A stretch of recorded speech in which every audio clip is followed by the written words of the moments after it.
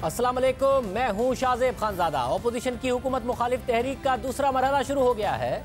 एक तरफ ओपोजिशन के रहनुमाओं के राब्तों में तेजी आ गई है, मुशावरत हो रही है, मगर साथ ही बैक चैनल डायलॉग की बातें भी हो रही हैं। गुज़िश्ता रोज हुकूमती इत्तेहादी GDA के रहनुमा मोहम्मद अली दुरानी ने ओपोजिशन लीडर शहबाज शरीफ से जेल में मुलाकात की और आज उन्होंने दावा किया कि सेनेट इंतखाबात होंगे और इस्तीफे मुलतवी हो जाएंगे। एक तरफ डायलॉग की बातें हो रही हैं तो दूसरी तरफ आज वफाकी काबीना ने शाहिद खाकान अब्बासी का नाम ECL से निकालने की मंजूरी भी दे दी है। यह मंजूरी उन्हें 2 हफ्ते के लिए अपनी बहन और बहनोई की अमेरिका में अयादत करने के लिए दी गई है। उनके बहनोई कोरोना की वजह से वेंटिलेटर पर हैं। फिर मीडिया पर यह खबरें आईं कि शाहिद खाकान अब्बासी अमेरिका से वापसी पर लंदन में नवाज शरीफ से मुलाकात भी करेंगे और अहम पैगाम देंगे। कल शाहिद खाकान अब्बासी मौलाना फजलुर रहमान से मिले, जबकि 2 जनवरी को लाहौर में PDM का सरबराही इजलास भी होगा। जबकि अब से कुछ देर पहले मरियम नवाज ने भी ट्वीट की है कि PDM का फैसला है कि कोई मुज़ाकरात नहीं किए जाएंगे। मुस्लिम लीग नून के कायद पूरी तरह इस मौक़िफ़ के साथ खड़े हैं, इसलिए किसी तरह की मिनी या ग्रैंड डायलॉग की बातें बेमायनी हैं। इस जाली और कठपुतली हुकूमत को किसी तरह का NRO नहीं मिलेगा, ये पूरी कौम का फैसला है। ये मरियम नवाज ने ट्वीट किया। ये वाज़ेह हो कि गुज़िश्ता हफ्ते हमारे प्रोग्राम में फवाद चौधरी आए थे और उन्होंने बैकडोर जो डायलॉग है उसका हवाला दिया था, बैक चैनल डायलॉग का। साथ ही कहा था कि कुछ दिन में मामलात जो हैं वो रिजॉल्व होते नजर आएंगे, पोलिटिकल हीट कम होती नजर आएगी। साबिक वज़ीर आज़म शाहिद खान अब्बासी साहब हमारे साथ मौजूद हैं। भाई साहब बहुत शुक्रिया हमें शो में ज्वाइन करने के लिए। भाई साहब हम दुआगो हैं, अल्लाह आपके बहनोई को सेहत दे, मगर इस हुकूमत की तरफ से आपको इजाज़त मिली तो ख़बर आई कि जी आप वापसी में नवाज शरीफ साहब से भी मिलेंगे। साथ ही दुरानी साहब को इजाज़त मिली कि वो शहबाज शरीफ साहब से मिलें। वो वापस आकर बाहर आकर जो बातें कर रहे हैं उनसे मुलाकात के बाद वो भी आपने सुनी होंगी। क्या हुकूमत का रवैया नरम हुआ है? कुछ बैक चैनल डायलॉग हुए हैं, नवाज शरीफ साहब ने ट्वीट किया, ऐसा कुछ नहीं है, क्या ऐसा हो रहा है? नहीं शाहजेब साहब, कोई ऐसी बात नहीं है। जो जहाँ तक पॉलिटिक्स है वो बड़ा सीधा है। PDM आज उसका एक बयानिया है, हम सब उस बयानी पर कायम हैं। जहाँ तक मेरा ज़ाती ताल्लुक़ है, ये मेरे बहन और बहनोई इनके दिसंबर 3 को मैंने अप्लाई किया था। मैं 1.5-2 साल से ECL में हूँ, तो मैंने उनसे कहा कि मैंने बीमार हैं, जाना चाहता हूँ। तो कल रात को उसकी इजाज़त मिली है। ECL में डालने की भी ज़रूरत नहीं थी। बहरहाल मैं मशकूर हूँ अरबाब इक़्तिदार का कि उन्होंने मुनासिब समझा। जहाँ तक दुरानी साहब की बात है, दुरानी साहब की जो मुलाकात है उसका हमें कोई इल्म नहीं था, अखबारों में ही देखा है या TV पर देखा है। दुरानी साहब की जो मुलाकात है इसका सियासत से कोई ताल्लुक़ मैं नहीं समझता हूँ कि है, क्योंकि शहबाज साहब को जेल में डाला गया जब वो अंडर ट्रायल थे, उसकी कोई ज़रूरत नहीं थी। आज उनकी अदम मौजूदगी में और उनकी मुशावरत से PDM का एक बयानिया है, उस पर हम सब कायम हैं। उसमें कोई लचक की गुंजाइश नहीं है, क्योंकि बयानिया ये कहता है कि मुल्क को आइन के मुताबिक चलाया जाए और जो मुल्क में हमने ये तजर्बे किए हैं नाकाम हो गए। बड़ी सीधी सी बात है। तो इसमें कोई बैक चैनल या ट्रैक 2 या इस किस्म की कोई चीज़ नहीं है। वैसे मगर दुरानी साहब ने यह भी कहा कि ज़ाहिर मामला तय पाने की और इन सारी बातें उन्होंने की, लॉन्ग मार्च के आगे जाने की बात अगर वो कर रहे हैं तो यही बात राना सनाउल्लाह साहब ने की कि सर्दी बहुत होगी, हम एक और डेडलाइन दे सकते हैं पहले लॉन्ग मार्च के बाद। दूसरी बात, पीपल्स पार्टी ने सेनेट इंतखाबात में हिस्सा लेने की बाई इलेक्शन की तो मोहम्मद जुबैर साहब ने भी कहा कि हाँ जी बाई इलेक्शन में हिस्सा लेना चाहिए, मैदान खाली नहीं छोड़ना चाहिए। तो सारी की सारी बातें आपस में कोऑर्डिनेट कर रही हैं कि कहीं ना कहीं कुछ क्या बैक चैनल चल रहा है जिसकी वजह से ये सारी बातें हो रही हैं। नहीं, मैंने कहा ना कि हर एक की अपनी राय मौजूद है, इसमें कोई शुबा नहीं है। आज पहले दिन भी थी और आज भी है। कुछ जमातों की राय है कि हमें इलेक्शन में हिस्सा लेना चाहिए, कुछ की राय है कि नहीं लेना चाहिए। लेकिन इस सारी बात का फैसला जो है वो PDM की लीडरशिप करेगी, जिस तरह पहले भी करते रहे, आज भी वही फैसले करेंगे। तो इसमें कोई इबाहम नहीं है, कोई इसमें इख्तलाफ नहीं है।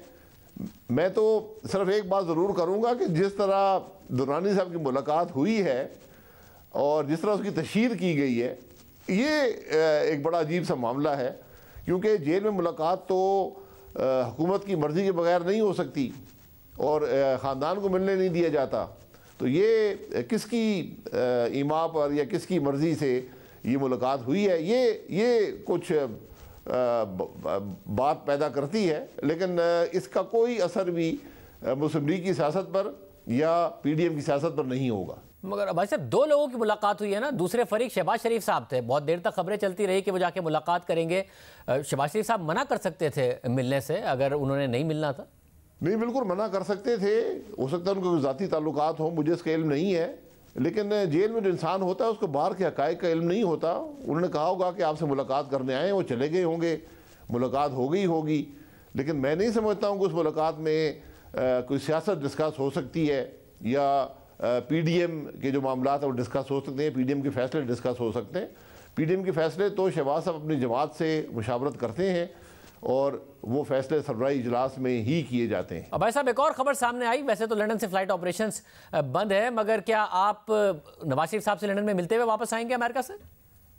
नहीं, लंदन में तो लॉकडाउन है मुकम्मल, तो मेरा कोई ऐसा प्रोग्राम नहीं। वहाँ तो फ्लाइट्स भी नहीं चल रही, तो मेरा तो अमेरिका जाने और वापसी का प्रोग्राम है। आजकल हर जगह मुख्तलिफ़ किस्म के लॉकडाउन हैं, क्वारंटीन है, तो मुझे तो 15 दिन की मोहलत मिली है, तो उसी के अंदर वापस आना है। तो ऐसा कोई प्रोग्राम है नहीं। वैसे अगर कुछ बैक चैनल नहीं हो रहा और कुछ बदला भी नहीं है, तो आप कल अचानक मौलाना फजलुर रहमान से क्यों मिले? फिर 2 जनवरी की एक मीटिंग भी कॉल की गई है पीडीएम की। अगर पीपल्स पार्टी की वजह से कोई परेशानी नहीं है, बाई इलेक्शन, बैक चैनल कुछ भी नहीं है? नहीं, मैं उनसे मिलता रहता हूँ, मौलाना साहब से बड़ा फ्रीक्वेंटली, अक्सर मुलाकात होती है, क्योंकि मैं पीडीएम का सेक्रेटरी जनरल भी हूँ। तो जो कल की मुलाकात थी, ये जो सरबराही इजलास हो रहा है और स्टीयरिंग कमेटी के जो फैसले थे उस पर उनसे मुशावरत करनी थी, क्योंकि वो जा रहे थे डेरा इस्माइल खान तकरीबन 1 हफ़्ते के लिए। तो मैंने कहा एक फ़ेस टू फेस मुलाकात हो जाए तो बेहतर होगा। तो हमारी मुलाकातें होती रहती हैं, उनका कोई स्पेसिफिक पैगाम या मकसद कल नहीं था। भाई साहब, अगर सब अपनी ज़ाती राय दे रहे हैं और बाद में पीडीएम ने फैसला करना है, तो आपकी ज़ाती राय क्या है? बाई इलेक्शंस में, सेनेट इलेक्शंस में हिस्सा लेना चाहिए या नहीं लेना चाहिए? नहीं, मैं मुस्लिम लीग का सीनियर वाइस प्रेसिडेंट भी हूँ, पीडीएम का सेक्रेटरी जनरल भी हूँ, तो मैं ज़ाती राय का इज़हार नहीं करूँ तो बेहतर है, क्योंकि फिर उसको एक जमात या एक तहरीक की राय का रंग दिया जाता है।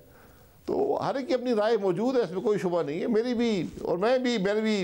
भी राय बदलती रहती है इस मामले में, तो अभी मेरी भी कोई मुस्तकिल राय नहीं है। लेकिन जो मुशावरत होगी, इजलास में जो बात होगी, उसी के मुताबिक फैसला कर दिया जाएगा। बहुत शुक्रिया भाई साहब की राय आपने सुनी। दूसरी तरफ एमक्यूएम नाराज़ है, मगर आज वज़ीर आज़म इमरान खान का पैगाम गवर्नर सिंध इमरान इस्माइल ने एमक्यूएम को पहुंचाया है। एमक्यूएम ने जवाब में क्या कहा है, बात करेंगे गवर्नर सिंध इमरान इस्माइल से एक ब्रेक के बाद।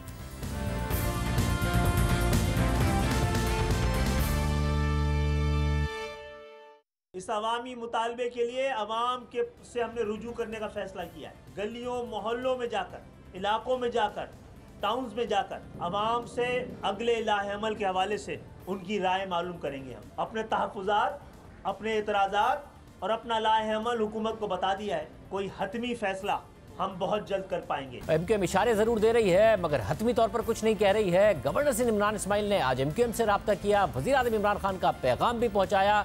क्या मामला तय पा गए हैं या नहीं पाए? गवर्नर सिंध इमरान इस्माइल साहब हमारे साथ मौजूद हैं। इमरान इस्माइल साहब, बहुत शुक्रिया। इमरान इस्माइल साहब, जाहिर है आप खुद इस बात के हामी हैं जो मरदमशुमारी के हवाले से और कराची के सेंसस के हवाले से एमक्यूएम की राय है। आप कहते हैं कि वो बात बिल्कुल दुरुस्त है। नवंबर 2017 में सीसीआई ने फैसला किया कि मरदमशुमारी का एक थर्ड पार्टी ऑडिट कराया जाए। आप उन्हें मुतमईन कर देते, ऑडिट करा लेते, वो भी नहीं कराया गया। आप हामी हैं तो आप लोगों ने क्यों नहीं कराया, या एमक्यूएम ने आपको 2.25 साल में इतना पुश नहीं किया? क्या मामला होता रहा? नहीं, जब भी हमारी मुलाकात हुई उन्होंने ज़रूर ये नुकात उठाए कि जी इस पे हमें परेशानी है, इसको देख लीजिए। क्योंकि एमक्यूएम खुद काबीना का हिस्सा है और मौजूद है काबीना में, तो वहाँ पर भी यकीनन वो ये बात उठाते होंगे और बात होती होगी। कुछ ना कुछ मजबूरियाँ इसमें रही हैं, इसमें नीयत का फुकदान नहीं है। वज़ीर आज़म का ये 100% उन्होंने, आज मैंने उनसे दोबारा बड़ी तफसीली बात की इसके ऊपर, और उन्होंने मुझे कहा कि हम 2022 में इसको हम तैयारी करेंगे, यानी कराएंगे इसको, और 2023 के आने वाले इंतखाबात जो हैं उससे पहले हम इस सेंसस को कंप्लीट करके कोशिश करेंगे कि अगले आने वाले इंतखाबात नए सेंसस के मुताबिक हो। यही बात मैंने आज डॉक्टर खालिद मकबूल सिद्दीकी को फ़ोन करके उन्हें ये बात बताई भी कि मैंने वज़ीर आज़म से बात की है और ये वज़ीर आज़म ने मुझे कहा है। और उसके ये इनकी मेरे ख्याल है प्रेस कॉन्फ्रेंस के बाद की बात है या शायद पहले की, क्योंकि मैं उनकी प्रेस कॉन्फ्रेंस आज की देख नहीं सका। तो जब आपने उनको ये पैगाम पहुंचाया तो उनको बात समझ में आ गई? उन्होंने क्या कहा?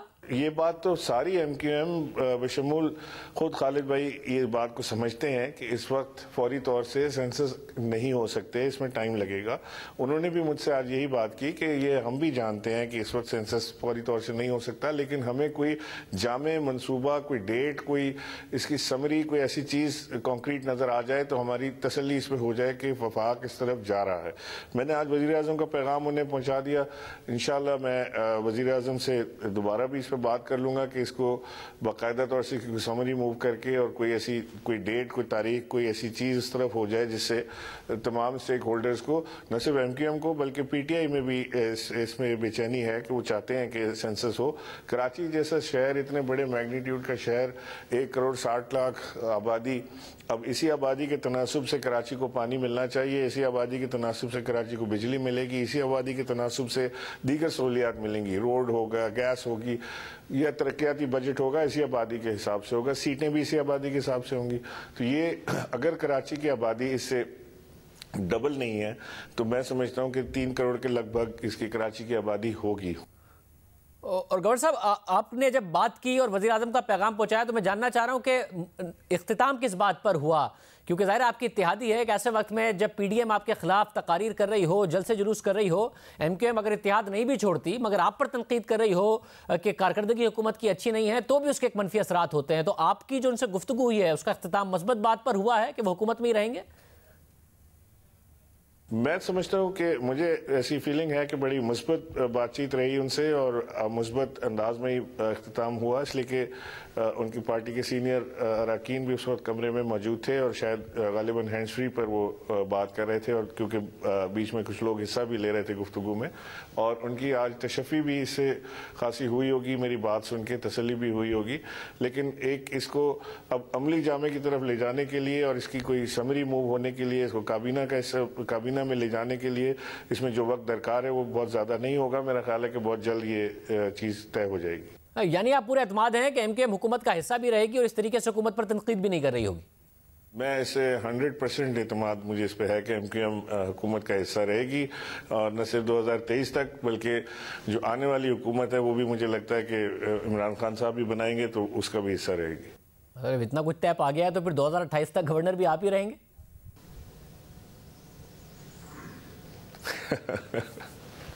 अल्लाह जाने दी।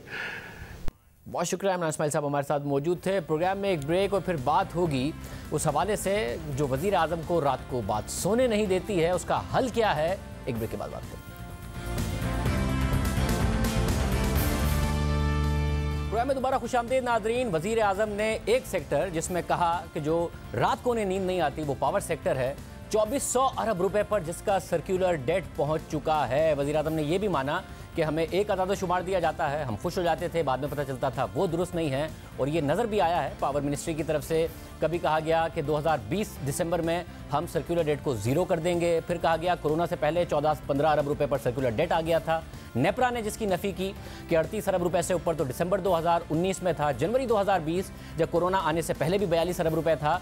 तो मुसलसल पावर मिनिस्ट्री के दावे गलत साबित हुए हैं। वज़ीर आज़म इस वक्त इस हवाले से परेशान भी हैं, इस मामले को हैंडल कैसे करना है, क्योंकि हुकूमत के लिए सबसे बड़ा दर्द सर इस वक्त ये सर्कुलर डेट है। और अब अक्टूबर में ज्वाइन किया है वज़ीर आज़म की टीम को ताबिश गौहर साहब ने, जो मामले खुसूसी वज़ीर आज़म बराए तवानाई हैं। ताबिश गौहर साहब इस सेक्टर का तजर्बा रखते हैं कि इलेक्ट्रिक के चीफ एग्जीक्यूटिव रहे हैं। उनकी क्या पॉलिसी होगी कि जो 2.25 साल में गलतियाँ हुई हैं वो गलतियाँ ना दोहराई जाएँ, अवाम को या वज़ीर आज़म को गलत अदाद शुमार ना बताए जाएं और इस मसले को हल किया जाए। ताबिश गौहर साहब बहुत शुक्रिया हमें शो में ज्वाइन करने के लिए। ताबिश गौहर साहब, जाहिर है वज़ीर आज़म खुद इस मामले को लेकर बड़े परेशान हैं, हुकूमत पर इस मामले पर बड़ी तनकीद हो रही है, आपने अब इस टीम को ज्वाइन किया है। सबसे अहम मामला ये हुआ कि IPPs के साथ MOU साइन हो गए थे और था कि अब जी इसको मुआहदे की शक्ल दी जाएगी और आगे भी बढ़ा जाएगा, मजीद IPPs से भी बात की जाएगी। मगर अब खबर आ रही है कि IPPs को हुकूमत ये गारंटीड पेमेंट वो चाहते हैं कि ब्लैक एंड व्हाइट में बताया जाए कि किस तरीके से उनके जो ड्यूज हैं वो क्लियर किए जाएंगे, जो हुकूमत नहीं कर रही है, जिसकी वजह से ये मुआहदा भी खटाई में पड़ गया है। इस वक्त क्या सूरत हाल है इस मामले की? जी शाहजेब, बहुत बहुत शुक्रिया मुझे दावत देने का। जहाँ तक IPPs का मामला है, जैसे आपके इल्म है 53 IPPs के साथ एक MOU साइन हुआ था आज से तकरीबन 4 या 5 माह कबल, और इंशाल्लाह फरवरी तक इसको मायदे में तब्दील कर दिया जाएगा। इस मुआहदे के तहत तकरीबन 836 अरब रुपए का फ़ायदा होगा अगले 15 से 20 साल में, जिसका बराह रास्त मस्बत असर बिजली के नरखों में पड़ेगा। कुछ शराइत हैं IPPs की, उसमें से अवलीन की तरजीह है कि उनके जो बकाया जात हैं उनकी अदायगी का सिलसिला सामने आना चाहिए। तकरीबन 450 से 500 अरब रुपए का अमाउंट है। जैसे आपको मालूम है इस वक्त हम IMF के शिकंजे में हैं, मईशत की हालत बहुत बेहतर नहीं है, अलबत्ता बेहतरी की तरफ गामजन ज़रूर है। तो हमने IMF से बात की है कि उसकी अदायगी का बेहतरीन सिलसिला क्या होना चाहिए। इरादा ये है कि 1/3 जो पेमेंट है वो कैश की सूरत में होगी और 2/3 के PIB बॉन्ड्स होंगे, और इंशाल्लाह जनवरी और फरवरी में ये मामला पाए तकमील तक पहुँच जाएगा। IPPs भी हों या हुकूमत पाकिस्तान हो, हम सब एक ही किश्ती के सवारी हैं और उनको भी अंदाज़ा है कि इस वक्त ज़्यादा बोझ नहीं डाला जा सकता।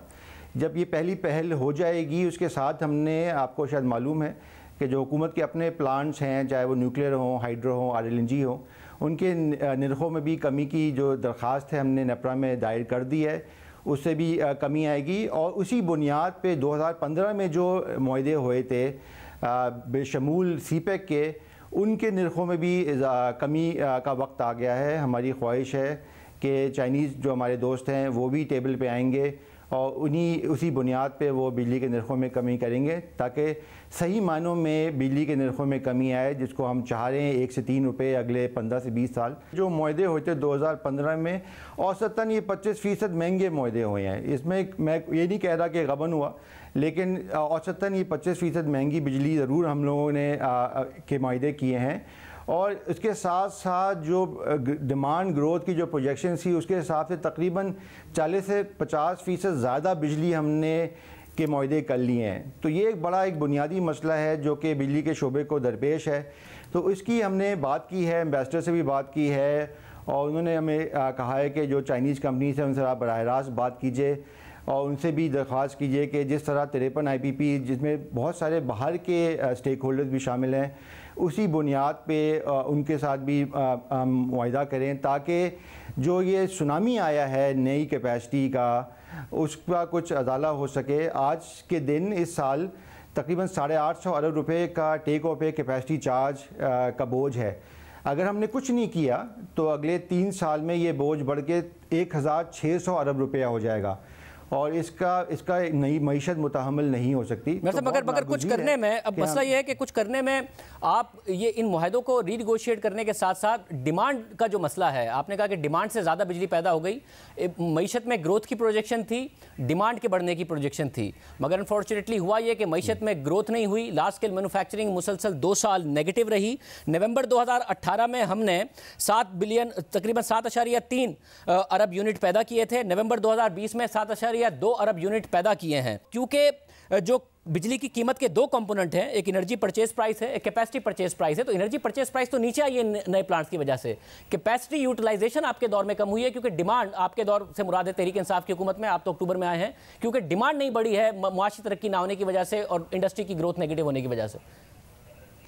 देखिए 5 साल में मैं आपको आज़ाद शुमार बताऊँ, अगर 2018 से लेकर 2023 की बात अगर हम करते हैं तो जो एनर्जी परचेज प्राइस आपने बिल्कुल सही कहा, 25% कमी आई है और मुतवक्को है, लेकिन जो कैपेसिटी चार्ज है वो तकरीबन 3 गुना ज़्यादा हो गई है। तो ये एक बुनियादी मसला है। लेकिन जहाँ तक डिमांड की बात है, यकीनन उसमें कमी आई है और ये बड़ी तशवीशनाक बात है। एक तो वजह यह है कि पिछले 10 साल में आप देखिए तो बहुत से जो सनती हमारे सारिफीन हैं वो कैप्टिव चले गए। इस वक्त तकरीबन 5000 मेगावाट कैप्टिव जनरेशन है जो कि अपनी खुद बिजली बना रहा है। पिछले दिनों आपको मालूम है हमने एक टैरिफ पैकेज अनाउंस किया था इंडस्ट्रीज़ के लिए, जिसके तहत पीक और ऑफ पीक का जो फ़र्क है उसको ख़त्म कर दिया था और छोटे जो सनती सारिफीन हैं उनको 50% रियायत दी थी हर इजाफी यूनिट कंजम्पशन की, और जो बड़े सारिफ हैं B4 कैटेगरी के उनको 25% रियायत दी थी। इसके इंशाल्लाह मज़बूत जो असरात हैं वो अगले साल आने शुरू हो जाएंगे। वही जो पुराना फार्मूला है जो गालिबन आपने के इलेक्ट्रिक में इन्वेंट किया था, कलेक्टिव पनिशमेंट का, जो फीडर्स पर लोड शेडिंग की जाती है, जब वो लोड शेडिंग करेंगे बजाय इसके कि इंडिविजुअल्स जो चोरी कर रहे हैं या फिर अपना बिल नहीं दे रहे हैं उनको आइडेंटिफाई करके पनिश करें, उसी पुराने मेथड पर अगर वो चलते रहेंगे और लोड शेडिंग करेंगे तो ये कैपेसिटी पेमेंट्स तो बढ़ती रहेंगी, क्योंकि डिमांड होगी नहीं जब बिजली दे नहीं जाएगी और लोड शेडिंग की जाएगी, हालांकि पाकिस्तान में इतनी सारी बिजली मौजूद है। जी, डिस्कोर्स में मुझे 1 मिनट दीजिएगा शाहज़ेब, बड़ा अहम मौजू है। आज से एक आध साल पहले तक तो ये सबसे बड़ा मसला था, मेरे ख्याल में सबसे बड़ा हाथी आजकल वो कैपेसिटी चार्ज हो गया है। लेकिन डिस्कोर्स की जो छलनी है वो भी बहुत एक बुनियादी मसला है। औसतन ये 150 से 200 अरब रुपए का खसारा कौमी ख़जाने को बर्दाश्त करना पड़ता है। 4 से 5 डिस्ट्रीब्यूशन कंपनियाँ हैं, कोयटा, पेशावर, हैदराबाद, सक्कर और मुल्तान, जो कि 70 से 80% उसको कंट्रीब्यूट करती हैं। 3-4 यहाँ इश्यूज़ हैं जिसको हमने तय करना है। एक तो ये कि अब ये वक्त आ गया है कि जो सूबाई और मकामी हुकूमतें हैं उनको भी अपना किरदार अदा करना होगा। ये लास्ट माइल बिज़नेस है, ये एक मकामी मसला है, ये अवामी मसला है और इसको सिर्फ इस्लामाबाद से बैठ के आप सक्कर या हैदराबाद को नहीं चला सकते। सूबाई हुकूमतों का भी एक किरदार होना बहुत ज़रूरी है। तकरीबन निस्फ तो उनको बोझ बांटना चाहिए, ना सिर्फ सब्सिडी की मद में बल्कि लॉसेस की मद में। उसके साथ साथ ये जो लॉसेस हैं, जो लॉसेस हैं उसमें जो इजाफा हुआ है ट्रांसमिशन और डिस्ट्रीब्यूशन लॉसेस, वो पेशावर में हुआ है, साथ ही कोयटा में हुआ है, साथ ही ट्राइबल एरियाज़ में हुआ है। तो यहाँ तो तीनों में तहरीक इंसाफ की हुकूमत है जहाँ पर ट्रांसमिशन और डिस्ट्रीब्यूशन लॉसेस में इजाफा हुआ है। सिर्फ कैपेसिटी को अगर ब्लेम करते रहेंगे और इन इश्यूज़ को नहीं एड्रेस करेंगे जो कि खुद तहरीक इंसाफ की जहाँ पर हुकूमत है। जहाँ तक पेशावर का ताल्लुक है, वहाँ पे कोई 21 बिलियन का एक पैकेज अभी अनाउंसड हुआ है, इसकी समरी मूव हो रही है, जिसके तहत टेक्नोलॉजी सोल्यूशन के ज़रिए इंशाल्लाह वहाँ पे लॉसेस कम होंगे। यकीनन वहाँ पे हालात इतने अच्छे नहीं हैं लॉसेस के और रिकवरी के। 1% लॉस जो होता है तकरीबन 16-17 अरब रुपये सालाना का खसारा फिर कौमी ख़जाने को बर्दाश्त करना पड़ता है। तो यकीनन सूबाई हुकूमत, चाहे वो PTI की हुकूमत हो या PTI की हुकूमत ना हो सिंध में जैसे, वहाँ पे फेडरेशन और सूबाई हुकूमतों को मिल के ही डिस्ट्रीब्यूशन कंपनी को बेहतर करना होगा। पिछले 2 साल में सर्कुलर डेट में इजाफा हुआ है, इसमें कोई शक नहीं। तकरीबन 25% आप कह सकते हैं शाहज़ेब जो कि डिस्ट्रीब्यूशन कंपनी से रिलेटेड है और 75% जो कि नॉन डिस्ट्रीब्यूशन कंपनी से रिलेटेड है, यानी कि उसका ताल्लुक़ है सियासत से, उसका ताल्लुक़ है मुख्तलिफ पॉलिसी से। यानी कि जैसे अगर टैरिफ नहीं बढ़ाया पिछले हुकूमत ने आखिरी साल में, उसका जो खमियाजा इस हुकूमत ने भुगता। इसी के साथ साथ जो IMF की जो मुख्तलिफ शराइत थी जिसकी वजह से डॉलर की कीमत, रुपये की कीमत गिर गई, अफरात ज़र में इजाफा हुआ, सूद की शरह बढ़ गई। टैरिफ का 60 से 80% जो हिस्सा है वो डॉलर से लिंक्ड है। इसकी वजह से बिजली के नरखों में इजाफा हो, फिर कोविड आ गया जिसको आप इनकार नहीं कर सकते।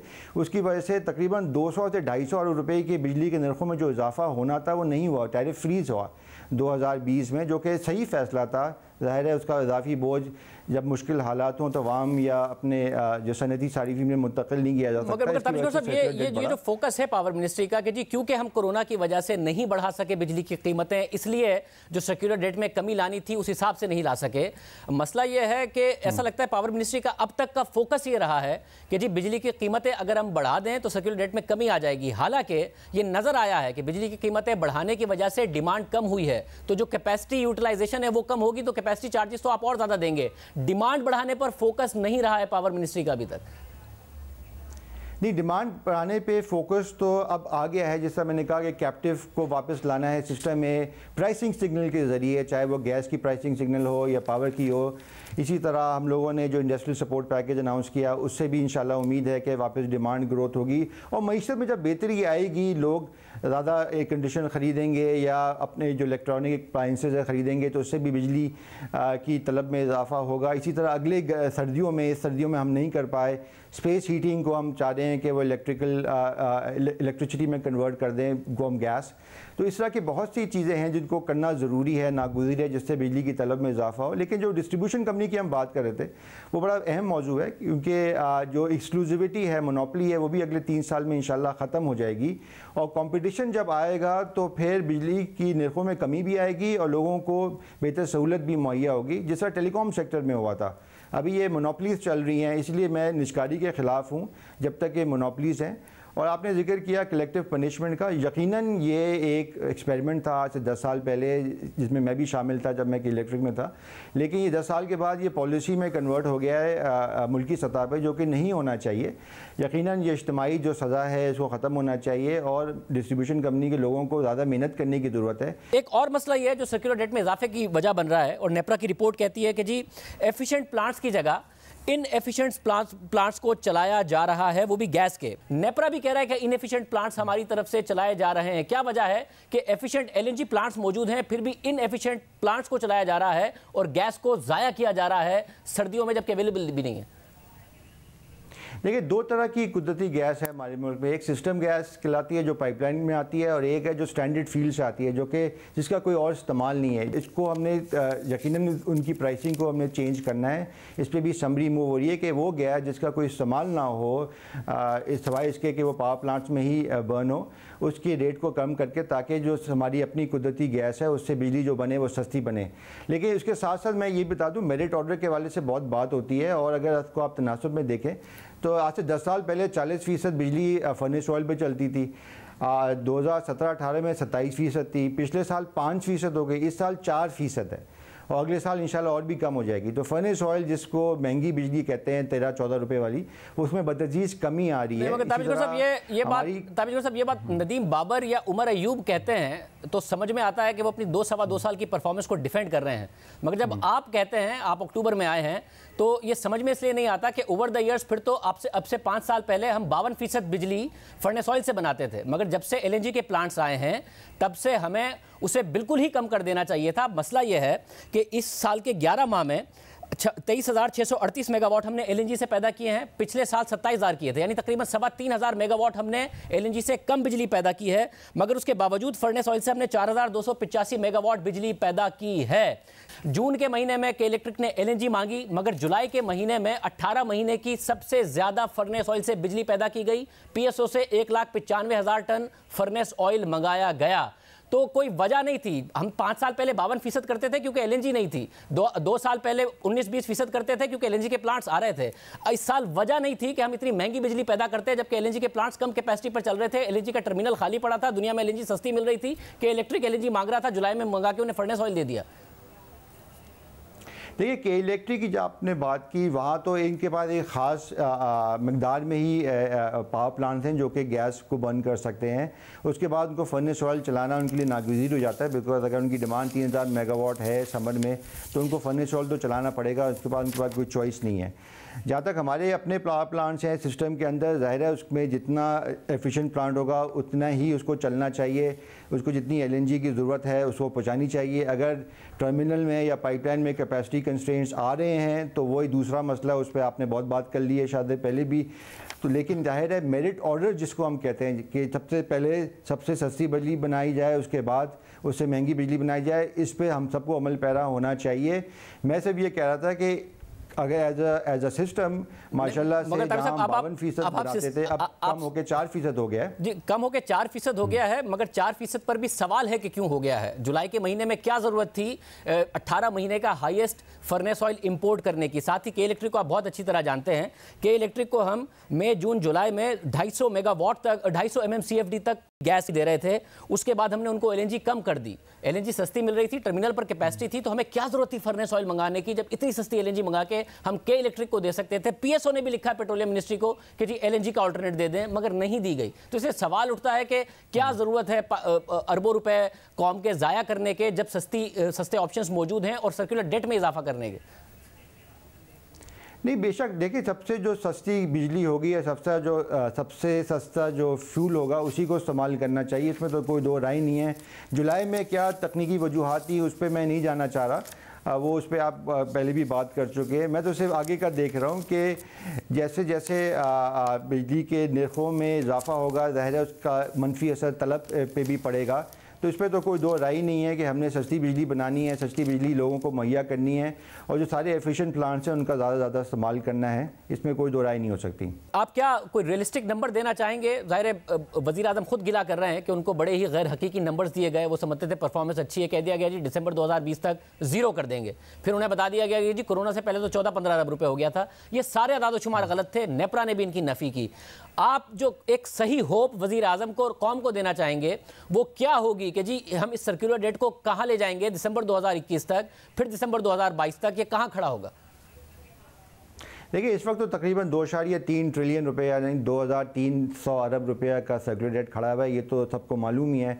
इसमें तकरीबन आधा जो पाक हुआ है PHPL की बुक्स के ऊपर, आधा CPPA की बुक्स के ऊपर है, उसमें से इंशाल्लाह 450-500 रुपये की अदायगी हो जाएगी IPPs की, जैसे मैंने पहले जिक्र किया, तो वो कम हो जाएगा। असल सवाल है कि जो इसकी इजाफे की रफ्तार को कैसे कम किया जाए। जो इस रवा माली साल के जो 4 या 5 महीने गुजरे हैं उसमें इस रफ्तार में तकरीबन 15 से 20% कमी ज़रूर आई है, लेकिन मैं कतई ये दावा नहीं कर रहा कि ये हतमी तौर पे आ गई है और ऐसा ही रहेगा। बहुत मेहनत करने की ज़रूरत है हमें, और मेरी ख्वाहिश ये होगी कि अगले 3 साल में जो ये सर्कुलर डेट है, गर्दिशी कर्जा जिसे आम तौर पे कहा जाता है, ये एक सब्सिडी का भी नाम है और ये सब्सिडी शायद ज़ीरो कभी ना हो। तो ये हो सकता है कि हम अगले 3 साल के बाद इसकी जो इजाफ़ा है उसको 10 बिलियन पर माह पे ले आएँ ताकि साल में 120 अरब रुपये ज़्यादा ना बढ़े। तो ये मेरे ख्याल में बहुत बेहतर परफॉर्मेंस होगी हमारी हुकूमत की। बहुत शुक्रिया। हम उम्मीद करते हैं कि ताबिश गौहर साहब आप इस इशू को रिजॉल्व करने में कामयाब हों, क्योंकि ये बहुत ही क्रिटिकल इशू पाकिस्तान के लिए है। प्रोग्राम में एक ब्रेक शामिल करते हैं। पूरा मुल्क आज बानी पाकिस्तान कायद-ए-आज़म मोहम्मद अली जिन्ना का 145वां यौम पैदाइश मना रहा है। कायद-ए-आज़म ने पाकिस्तान बनने से पहले और पाकिस्तान बनने के बाद वाज़ेह अल्फाज में बताया कि पाकिस्तान कैसे चलेगा, हुकूमती निज़ाम क्या होगा, ब्यूरोक्रेसी का क्या किरदार होगा, अक़लियतों को क्या हुकूक हासिल होंगे। 11 अगस्त 1947 को दस्तूर साज असेंबली से खिताब करते हुए उन्होंने कहा कि पाकिस्तान में आप आज़ाद हैं। आप आज़ाद हैं अपने मंदिर में जाने के लिए, आप आज़ाद हैं अपनी मसाजिद में जाने के लिए और किसी भी इबादत गाह में जाने के लिए। आपका कोई भी मजहब, ज़ात या मसलक हो सकता है। रियासत के उमूर का इससे कोई ताल्लुक नहीं। इसके बाद आप देखेंगे कि कुछ अरसा गुजरने के बाद हिंदू हिंदू नहीं रहेंगे और मुसलमान मुसलमान नहीं रहेंगे। मैं ये बात मजहबी मायनों में नहीं कह रहा हूँ, क्योंकि ये तो हर फर्द के निजी अकीदे का मामला है, बल्कि रियासत के बाशिंदे होने की बिना पर सियासी मायनों में कह रहा हूँ। साथ ही कायद-ए-आज़म मोहम्मद अली जिन्ना ने रियासत कैसे चलेगी ये भी बता दिया। 14 जून 1948 में कोयटा कमांड कॉलेज की तकरीब में हलफ बर्दारी से खिताब करते हुए कायद-ए-आज़म ने कहा कि मैं आपको याद दिलाना चाहता हूं कि अगर आपके पास वक्त हो तो आइन का मुतालिया करें, जिसमें लिखा है कि एग्जीक्यूटिव अथॉरिटी पाकिस्तानी हुकूमत के सरबराह से शुरू होती है, जो इस वक्त गवर्नर जनरल है। इसलिए आपके पास जो भी अहकामात आते हैं वो एग्जीक्यूटिव अथॉरिटी की मंजूरी के बगैर नहीं आ सकते, और यही कानूनी तरीका कार है।